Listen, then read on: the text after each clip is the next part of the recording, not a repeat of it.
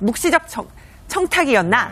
그리고 영차 독대 있었나? 이게 이제 추가 독대 정황이 있다라고 이제 검찰 쪽에서 얘기를 했던 것인데 이 이제 두 가지 묵시적 청탁 또 영차 독대 여부가 이제 최대 쟁점이라고 얘기를 하고 있거든요. 이게 다 이 경영권 승계에 대한 부정 청탁 때문에 아마 이렇게 얘기가 나오는 걸 겁니다. 지금 영차 독대 얘기가 나오는 거는 지금 박근혜 전 대통령과 이재용 삼성전자 부회장이 총 3차례의 독대가 있었고 1차 독대에서는 5분밖에 시간이 없어서 경영권 승계 현안을 얘기할 시간이 없었다. 2차, 3차 독대 때는 여러 가지 혼나는 자리였기 때문에 그런 분위기가 아니었다라는 거여서 영차 독대가 실제로 있었는지 없었는지 여부가 경영권 승계에 대한 현안을 가지고 부정한 청탁을 했는지 여부를 좀 따지게 되는 거고요. 1심 재판 결과 이재용 삼성전자 부회장이 경영권 승계에 대해서 이게 직접적으로 명시적으로 부탁한 청탁은 없지만 암묵적으로 서로가 알고 있었다라고 하는 묵시적 청탁 관계를 인정했는데 이게 이제 법률적인 관계로서의 전문가들도 저마다 의견들이 좀 분분합니다. 따라서 이 내용을 2심 재판부가 어떻게 판단할지 여부가 굉장히 주목이 되는 거고요. 그렇기 때문에 특검에서 1심과는 달리 2심으로 가면서 정유라의 승마 지원했던 부분과 미르재단과 K스포츠단에 돈을 줬던 두 가지 측면이 따로 있는 건데 하나는 직접적 뇌물죄, 하나는 제3자 뇌물죄를 기소를 했다면 이 두 개를 다 섞어갖고서는 제3자 뇌물죄와 일반 뇌물죄로 두 가지를 다 기소를 한 측면들이 있는 겁니다. 따라서 여기에 대해 2심 재판부가 만약에 최순실 씨와 박근혜 전 대통령의 공모관계들을 진짜 인정하지 않게 되는 경우와 이 청탁 여부를 입증하지 않게 되는 경우에 따라서 이재용 삼성전자 부회장에 대한 2심 선고 결과도 1심과는 일부 달라질 수 있다 이렇게 생각이 됩니다. 이 사건 기소도 좀 다른 사건하고는 많이 다른 것이 이게 다 대부분의 경우에 공소사실 외에 나중에 예비적 공소사실이 추가가 됐거든요. 그러니까 주의적 예비적 부분으로 나눈 건 뭐냐면 A로 기소하는데 만약에 A가 죄가 안 된다고 하더라도 B에 대해서도 죄가 되는지 판단해 달라는 것이거든요. 근데 보통은 기소할 때는 그렇게까지는 안 합니다. 아주 특수한 경우에만 예비적으로 두 개 다 판단해 달라고 기소를 하는데 이 사건은 처음에 기소한 내용 외에 예비적으로 다 추가를 했어요. 그러니까 이게 법리적으로 워낙 문제되는 부분이 많으니까 이게 뇌물죄가 안 되면 제3자 뇌물도 되는지 파악해 달라. 전부 이런 식이거든요. 그리고 영차 독대도 사실은 수사상 대단한 허점을 드러낸 겁니다.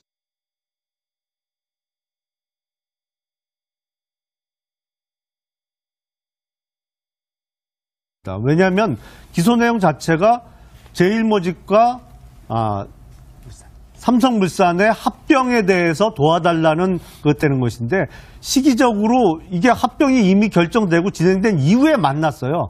그러니까 그 전에 부탁을 하려면 합병이 되기 전에 부탁을 했어야 되잖아요.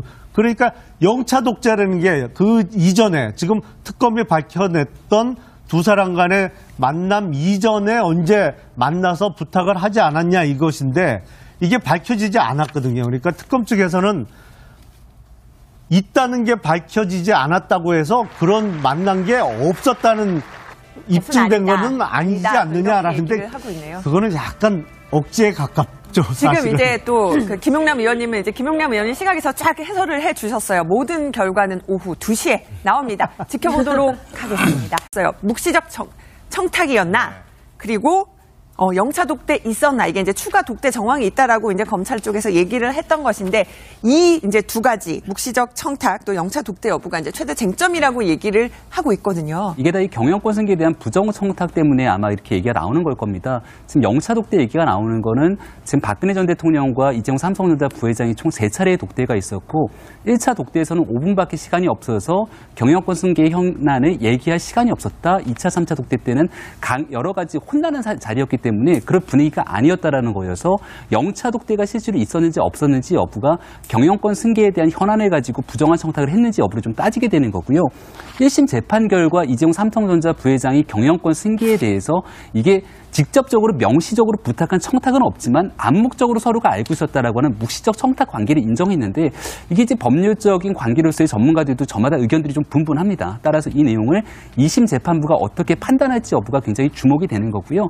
그렇기 때문에 특검에서 1심과는 달리 2심으로 가면서 정유라의 승마 지원 예비적으로 다 추가를 했어요. 그러니까 이게 법리적으로 워낙 문제되는 부분이 많으니까 이게 뇌물죄가 안 되면 제3자 뇌물도 되는지 파악해 달라. 전부 이런 식이거든요. 그리고 영차 독대도 사실은 수사상 대단한 허점을 드러낸 겁니다.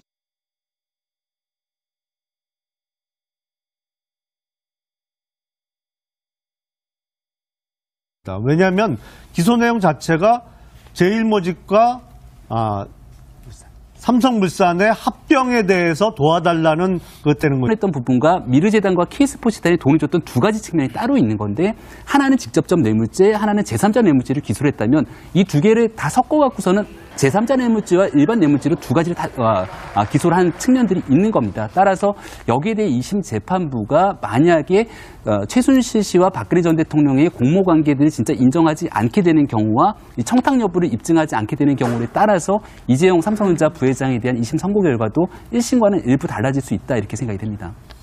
이 사건 기소도 좀 다른 사건하고는 많이 다른 것이 이게 다 대부분의 경우에 공소사실 외에 나중에 예비적 공소사실이 추가가 됐거든요. 그러니까 주의적 예비적 부분으로 나눈 건 뭐냐면 A로 기소하는데 만약에 A가 죄가 안 된다고 하더라도 B에 대해서도 죄가 되는지 판단해 달라는 것이거든요. 근데 보통은 기소할 때는 그렇게까지는 안 합니다. 아주 특수한 경우에만 예비적으로 두 개 다 판단해 달라고 기소를 하는데 이 사건은 처음에 기소한 내용 외에